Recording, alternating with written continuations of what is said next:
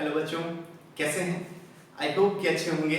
तो आज इस लेक्चर में हम लोग बात करते हैं ह्यूमन रिस्पिरेटरी सिस्टम। और उससे पहले मेरा नाम है हर्षित और स्वागत है आपका मेरे यूट्यूब चैनल बायोलॉजी क्लासेस में। तो आपको ये बहुत खूबसूरत सा एक फिगर दिखाई दे रहा होगा और एब्सोल्युटली इसे बनाने में बहुत मेहनत लगी है, टाइम भी लगा है। और चलिए आज इस फिगर को डिस्कस करते हैं। तो सबसे पहले इसे स्टार्ट करने से पहले मैं कहूंगा कि आप लोग इसका स्नैपशॉट ले लें ताकि आप या तो बाद में बना सकें या जो भी आपका मन हो, आप अगर देखना चाहें तो बाद में देख सकते हैं, पढ़ सकते हैं उससे। तो स्नैपशॉट ले लें और आज हम इसी के बारे में पूरा बात करेंगे, ठीक है? तो स्टार्ट करते हैं। That is human respiratory system. Actually में ह्यूमन का जो रेस्पिरेशन है, जैसे हम सांस लेते हैं तो कौन कौन से सिस्टम इन्वॉल्व होते हैं, उन सब चीजों की बात करेंगे। तो सबसे पहले हम देखते हैं एपिग्लॉटिस। एपिग्लॉटिस वाले रीजन को हम लास्ट जो चैप्टर हमने पढ़ा, चैप्टर नंबर 16, उसमें बहुत डिटेल में बात करी कि एपिग्लॉटिस क्या होता है। जैसे ही फेरिंग्स से खाना नीचे जाता है, फेरिंग्स क्या होता है, एक ऐसा पार्ट होता है जहां से फूड और एयर दोनों पास हो। तो एक जो होता है वो फूड के लिए होता है, एक जो होता है एयर के लिए होता है। तो फूड जो होता है एयर वाले हिस्से में ना जाए, उसको रोकने के लिए एक चीज होती है, that is called epiglottis. Simple भाषा में समझो। फिर आते हैं लैरिंग्स। तो लैरिंग्स वाला रीजन क्या होता है, साउंड बॉक्स होता है। ये जो भी हम बोल रहे हैं या तुम बोलते हो, तो ये जो आवाज निकल रही है वो निकल रही है लैरिंग्स वाले रीजन से। तो larynx is a sound box. Then बात करते हैं ट्रैकिया की। तो ट्रैकिया क्या होता है, एक लॉन्ग ट्यूब होती है जिसके थ्रू एयर पास होती है। ट्रैकिया को हमने क्या कहा था, हमने कहा था विंड पाइप, याद आया? ट्रैकिया को हम लोग एक और नाम से जानते हैं, दैट इज विंड पाइप, ठीक है? आगे बात करते हैं। तो ट्रैकिया जो है वो हमारी डिवाइड हो जाती है, और कहां पे डिवाइड होती है, फिफ्थ थोरेसिक वर्टिब्रे में। फिफ्थ थोरेसिक वर्टिब्रे में डिवाइड हो जाती है, राइट और लेफ्ट प्राइमरी ब्रोंकाई। फिर जो है प्राइमरी ब्रोंकाई फिर से इधर उधर डिवाइड होती हैं, तो सेकेंडरी और टर्सरी ब्रोंकाई बनाती हैं। और टर्सरी ब्रोंकाई के लास्ट में, लास्ट वाले रीजन को हम लोग कहते हैं ब्रोंकियोल या टर्मिनल ब्रोंकियोल। इसी को एक नाम देते हैं टर्मिनल ब्रोंकियोल, और उसी से लगे हुए होते हैं आपके एल्वियोलाई। तो ये जो आपको दिख रहे हैं, ये एक्चुअली में ब्लू कलर के जो ये मैंने बना रखे हैं, गोल गोल गोल गोल लटके हुए दिख रहे हैं, अंगूर के गुच्छे जैसे। तो ये जो आपको गुच्छे की तरह लटके हुए दिखाई दे रहे हैं, ये एक्चुअली में आपके एल्वियोलाई है, ठीक है? लास्ट लेक्चर में हमने बात करी थी। तो सबसे पहले अगर लास्ट लेक्चर नहीं देखा है तो पहले वो लास्ट लेक्चर देखें, बहुत इंपॉर्टेंट लेक्चर है। और उसमें हमने बात किया था कि कंडक्टिंग पार्ट क्या होता है, एक्सचेंज पार्ट क्या होता है। तो ये एल्वियोलाई एक्चुअली में आपके एक्चुअल जहां पर गैसेस का एक्सचेंज होता है, तो वो वाले पार्ट होते हैं। फिर ये एल्वियोलाई की हमने बात कर ली। फिर उसके बाद हमने ये देखा कि जो राइट साइड में जो ब्रॉडर साइड है डिवाइड हो रहा है, इसी को हमने नाम दिया ब्रोंकस, दैट इज ब्रोंकस, ठीक है? अब बात करते हैं प्लूरल मेम्ब्रेन की। तो ये जो हमारे लंग्स होते हैं ना, लंग्स एक्चुअली रिब्स चारों तरफ ऐसे फैली होती हैं। चारों तरफ का मतलब आगे की तरफ, दोनों तरफ से, ठीक है? तो हमारा लंग जो होता है वो लिटरली रिब्स से घिरा होता है। अगर वेंट्रली देखें तो स्टर्नम से, डॉर्सली देखें, वेंट्रल का मतलब सिंपल सा होता है आगे की तरफ से, और डॉर्सल का मतलब होता है पीछे तरफ से। तो हमारे लंग्स जो होते हैं पीछे की तरफ से वर्टिब्रल कॉलम, आगे की तरफ से स्टर्नम, और लेटरल बाजुओं की तरफ से, किनारे की तरफ से रिब्स से घिरे हुए होते हैं। तो रिब्स से जब घिरे होते हैं तो लंग्स के चारों तरफ या लंग्स के दोनों तरफ, दोनों लंग्स में अगर हम देखें तो लंग्स के इस तरफ भी और इस तरफ भी दो मेम्ब्रेन पाई जाती हैं। That membrane is called pleural membrane.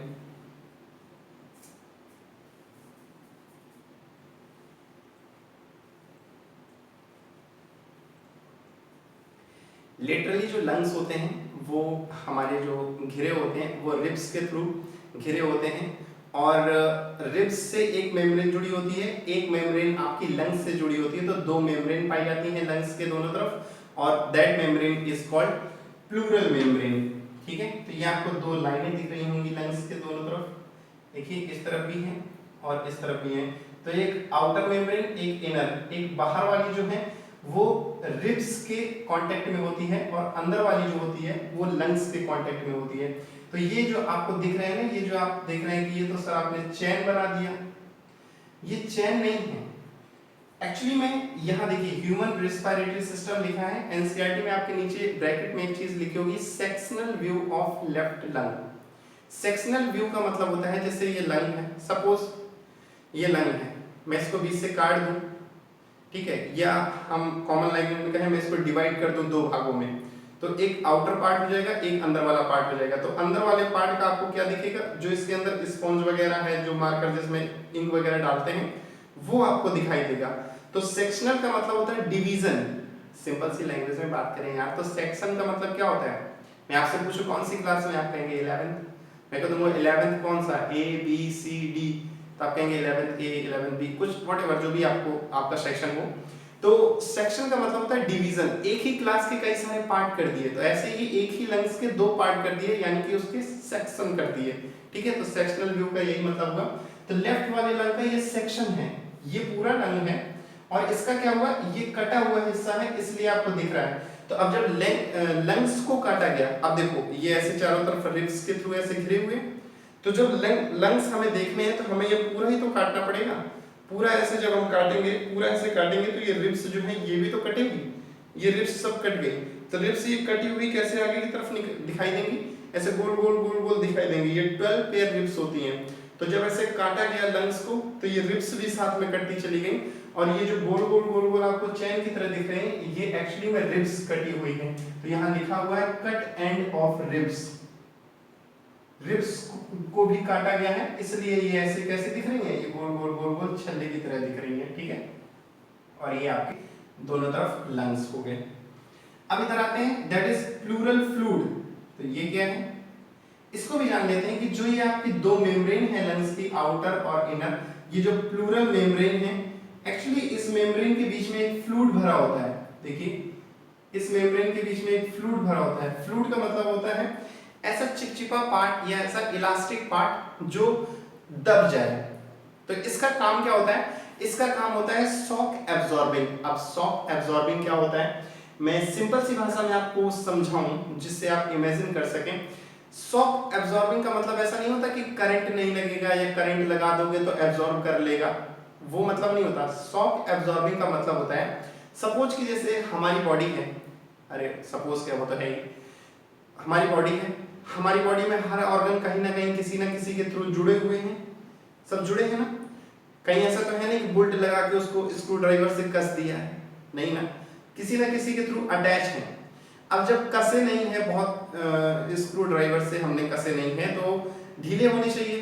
ढीले का मतलब जैसे सपोज ये बॉडी है, ये ऑर्गन है, ठीक है, अब ये कसा नहीं है, किसी के थ्रू बस जुड़ा है, तो हमने जैसे ऐसे करके ऐसे मुक्का मारा तो देखो वो चिटक के जाने कहाँ गिरा। तो ऐसे ही अगर हमारी बॉडी में कोई मुक्का मारे तो हमारे लंग्स, हमारा हार्ट निकल के बाहर आ जाने चाहिए ना, लेकिन नहीं आते। क्यों नहीं आते, क्योंकि वो शॉक एब्जॉर्बिंग है। तो यही मतलब होता है शॉक एब्जॉर्बिंग का, मतलब आपने मुक्का मारा या कहीं एक्सीडेंट हुआ या कहीं भिड़ गए, तो जो हमारे बॉडी के ऑर्गन है वो निकल के बाहर ना आ जाए। तो एक्चुअली में इसलिए ये जो फ्लूइड है उसका ये काम होता है शॉक एब्जॉर्बिंग। लंग्स को ऐसे किसी ने दाबा तो वो स्पंज की तरह अंदर को दब जाए और फिर से बाहर आ जाए, तो ये काम होता है इस फ्लूइड का, ठीक है। मार्कर उठा लेता हूं, मैंने कहां गिर गया, चलो ये पता नहीं कहां ऑर्गन चिटक के चला गया था, ठीक है। सबको सोच लो अगर ये प्लूरल फ्लूइड ना हुआ ना तो ऐसे ही ऑर्गन जाने कहां चिटक के गिरेगा। तो ये प्लूरल फ्लूइड का काम हो गया। ब्रोंकियल भी हमने देख लिया, इसी को टर्मिनल ब्रोंक्यूल भी कहते हैं, जिससे एल्वियोलाई अटैच होते हैं। फिर एक हिस्सा बचता है, और कुछ बचा क्या, नहीं, एक हिस्सा बचता है आपका ये डायाफ्राम। तो डायाफ्राम क्या होता है, एक्चुअली में नीचे की तरफ से जो लंग्स के सपोर्ट में होता है वो होता है डायाफ्राम, और यहाँ पर एक वर्ड एनसीईआरटी ने लिखा है डोम शेप्ड डायाफ्राम। तो डोम शेप्ड का मतलब क्या होता है, जैसे आपने ये डी लिखा, ठीक है, ये डी लिखा, तो इसी डी को कैसे लिख दो, इसी डी को आप ऐसे करके अगर ऐसे लिखोगे, डी है ये, मैंने इसे लिटा के लिख दिया है, तो आप देख रहे हैं ये डी कुछ इस तरह का दिखाई दे रहा है, ठीक है, इस तरह का दिखाई दे रहा है। यही स्ट्रक्चर आपको यहां दिखाई दे रहा है। तो एक्चुअली में ये डी शेप का ही लग रहा है। अगर यहां से dot dot dot dot line खींची होती, खैर खींची तो नहीं है, अगर होती तो ये एक डी की तरह शेप होता है इसका, तो इसलिए इसको नाम दे दिया गया है डोम शेप्ड, ठीक है। तो डायाफ्राम कैसा होता है, डोम शेप्ड होता है। तो ये आपके स्ट्रक्चर था लंग का। और हाँ, इंपॉर्टेंट चीज की बात कर लेते हैं। अब एनसीईआरटी में तो ऐसा नहीं किया, लेकिन फिर भी बात कर लेते हैं। अब कुछ लोग सोच रहे होंगे सर ये बीच में लाल लाल क्या है, इसके बारे में तो आपने बताया ही नहीं। तो ये बहुत इंपॉर्टेंट चीज है, वो चीज जो समझ लीजिए कि जिससे आपकी जिंदगी चल रही है। सर वो तो पढ़ाई से चल रही है पढ़ाई से नहीं चल रही है, ये एक्चुअली में एक चीज है। आप बोलूंगा तो नहीं मानेंगे, मैं बना देता हूं।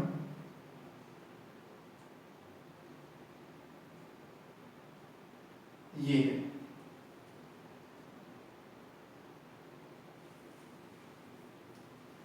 क्या है? हाइट, दिल, है ना? ऐसे ही होता है।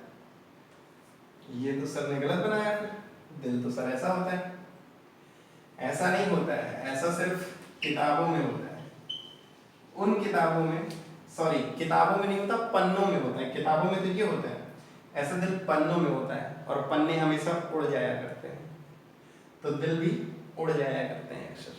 ठीक है, ये एक दिल है, ये रियल स्ट्रक्चर है। और दिल का जो स्ट्रक्चर है, अभी हम आगे बात करेंगे, वो ऐसा होता है। ऐसा मतलब कि मुक्का नहीं, बंद मुट्ठी। लिखा है, एनसीईआरटी ने लिखा है, हम बात करेंगे इसकी। क्लेंस्ड फिस्ट, एक बंद मुट्ठी जिस तरह की होती है, देखिए ये ऐसे करके, ऐसे अगर मैं मुट्ठी बंद कर लूं ना, तो आगे की तरफ ये उंगलियां दिख रही, इसी तरह से आपका हार्ट होता है। तो ये क्या है, ये जो बीच में लगा हुआ है, दिस इज हार्ट। सर इस हार्ट के स्ट्रक्चर ने तो बहुत हर्ट किया हमें। अभी आगे एक और चीज इंपॉर्टेंट बताता हूं आपको, तोते उड़ जाएंगे आपके। अब आप देख रहे होंगे कि हार्ट जो बना है, बीच में बना है। सर आपने ये तो गलत स्ट्रक्चर बनाया है? हम तो हमेशा ऐसे हाथ रखते हैं? मेरा दिल भी कितना पागल है, ये प्यार तो तुमसे करता हूं। क्यों? तो हम जब भी दिल में हाथ रखते हैं तो कुछ इस तरह से रखते हैं, मेरा दिल है, ऐसे करके निकाल के देते हैं, तो ये गलत है। इन रियलिटी, मैं सच बता रहा हूं, इन रियलिटी जो हमारा दिल होता है वो बीच में होता है। लेकिन क्या है, जब हम ऐसे कह देंगे, ऐसे कहेंगे मेरा दिल तुम पे आ गया, तो वो कहेगा पागल है क्या, पहले हाथ तो सही जगह रख। तो क्या है ना कि ये मिसकंसेप्शन पता नहीं कहां से आया है, पूरी दुनिया में यही है कि जब भी हार्ट अटैक आता है, दिल का दौरा होता है, आदमी यहाँ हाथ लगाता है, यहाँ नहीं होता, दिल बीच में होता है। अब यहाँ हाथ क्यों लगाता है, मैं उसका भी रीजन आपको बता देता हूँ। ऐसा नहीं है कि पूरी दुनिया गलत है।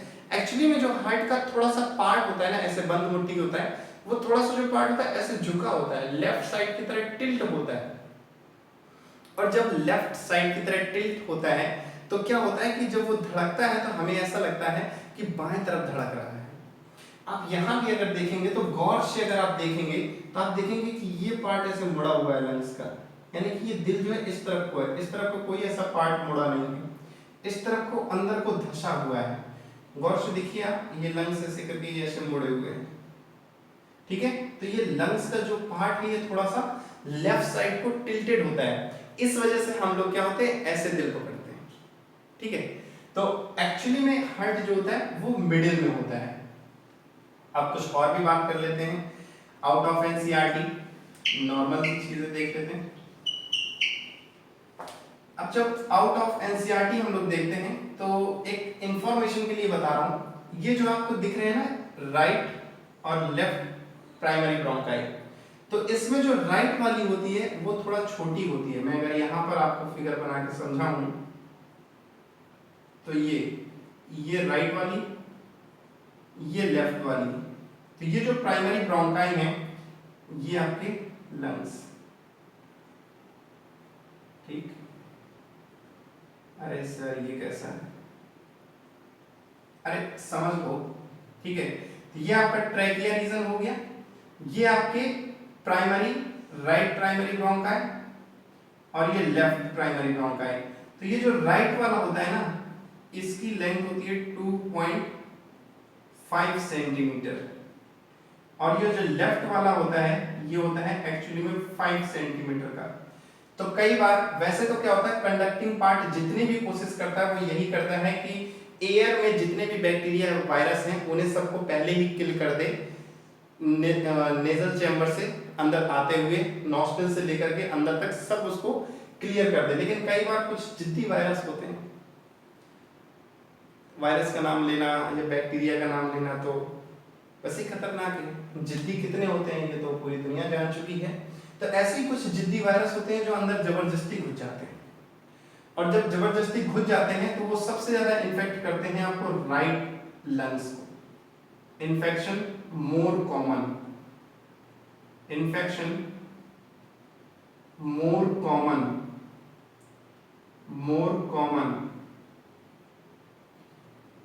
अब अगर ये क्वेश्चन आ जाता है कि इन्फेक्शन जो होते हैं मोर कॉमन किस लंग्स में होते हैं, राइट वाले या लेफ्ट वाले, तो राइट लंग में infection are generally more common. क्यों?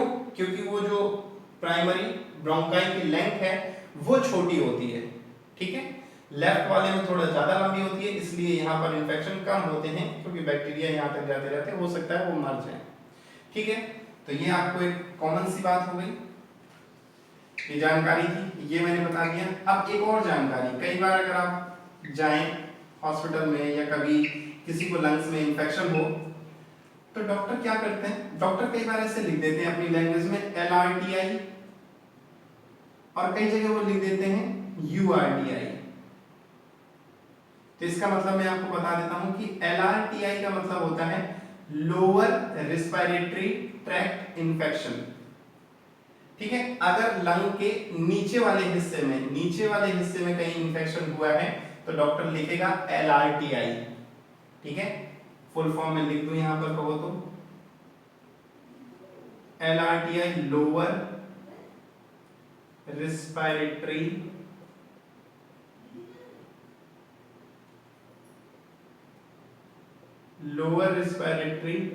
ट्रैक्ट इंफेक्शन, और URTI that is upper respiratory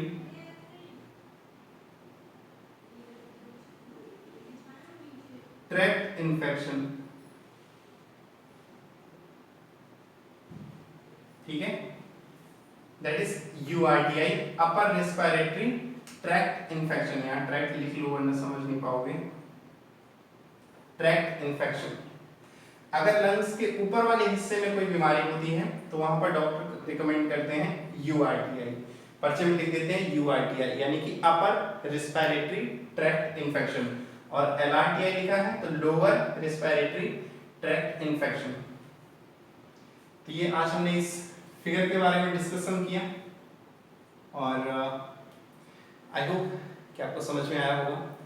तो कहीं अगर कोई डाउट या एक्स्ट्रा आपको कुछ पूछना है या कुछ मैंने छोड़ दिया है तो आप लोग कमेंट कर सकते हैं।